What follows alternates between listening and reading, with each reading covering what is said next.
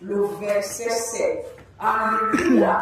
Descendant et confondant la langue de leurs ennemis. Si tu es descendu pour confondre la langue de tes ennemis, ça veut dire que toutes les ennemis de ta vie également, en ce mois, Dieu, le Père, le Fils, le Saint-Esprit, sont descendus pour confondre les langues en ce moment. C'est pour ça que ceux qui se lèvent contre le Cameroun en ce moment sont mal barrés. Parce que Dieu est descendu. Il a vu les plans, il a vu les projets de oui. Le Seigneur a tout vu, c'est selon qu'il a établi les élections présidentielles au mois d'octobre, qui est le 10e mois. 10 c'est le chiffre du jugement.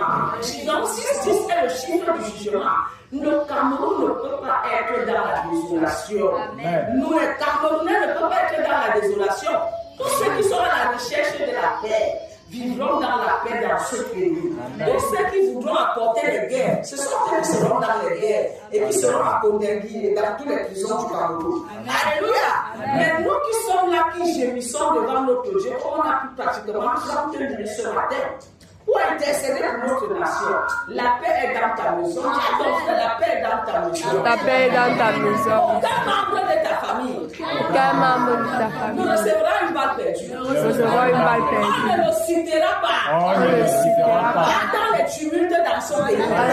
Parce que tu t'es tenu pour le Cameroun. Le Seigneur est garant de ta famille.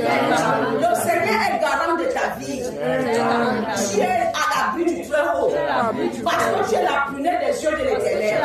Et l'Éternel permet que tu te reposes à son nom, à l'ombre du Tout-Puissant, au nom puissant de Jésus. Gloire à Jésus.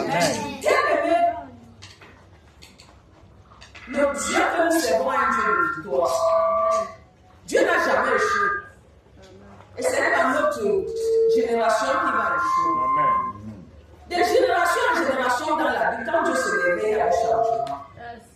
C'est vrai, les gens peuvent se lever, mais parce qu'ils n'ont pas, ils ne connaissent pas l'histoire de leur pays.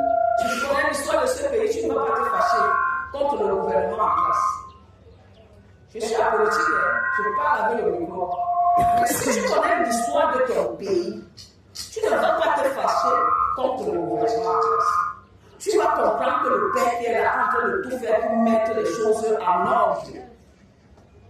Je suis contre la guerre et je suis contre le tribalisme. Je ne suis pas partial, mais je sais que si tu connais l'histoire de ton pays, toi qui m'écoutes, peut-être tu ne connais pas, c'est parce que tu écoutes aussi les gens parler, tu parles. Essaie de te rapprocher de quelqu'un qui connaît l'histoire et pose-lui la question que réellement, dis-moi un peu.